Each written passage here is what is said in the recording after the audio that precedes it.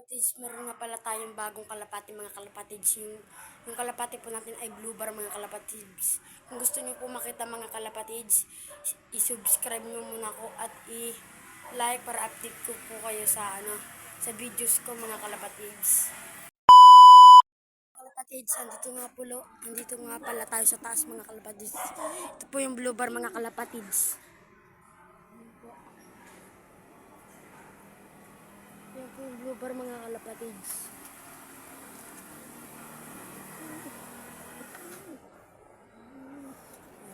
Yan po yung blue bar.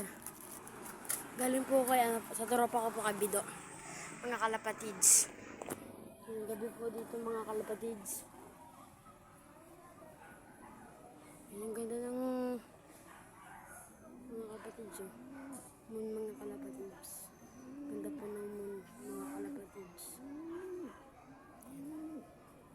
Yan po sila king kong mga kalapatids.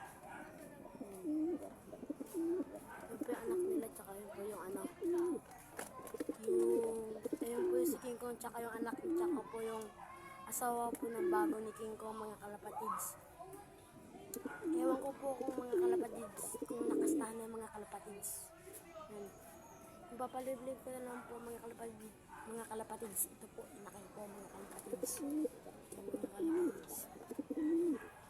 Ito po si King Kong mga kalapatids. Bukas ihagis ko po dito mga kalapatids.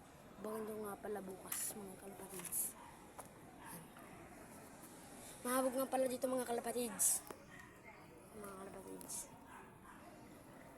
Ano po mga kalapatids? Papalipad ko po doon kanila Diyos mga kalapatids. Kanila Bido mga kalapatids. Papalipad ko po doon. Sana po may madagit po tayo mga kalapatids. Kasi tayo ay siguy dagit mga kalapatids. Sinarado ko po dito yung trapdoor nila. Kasi nakakalabas po sila sa trapdoor eh. Tignan nyo po. Diba dapat malalim po yan? Diba dapat mataas po ang tuyuan eh. Para pader na yan. Yung kaya dapat mataas pa para nakakalabas sa King Kong lakay. Ito naman yung dagit. Hindi naman siya lumalabas mga kalapatids. Tumitingin lang siya mga kalapatids. Ayan nga mga kalapatids. Baka dito talaga mga kalapatids. Ito po yung yung ating kalapating bago mga kalapatids. Galing kay Bido mga kalapatids.